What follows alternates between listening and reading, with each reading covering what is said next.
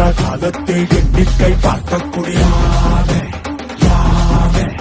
ஆதித்தி சுடர் வெள்ளம் அணையாமல் காத்த குடி தீமென்று தீ தின்று தீக்காடாய் வாழும் குடி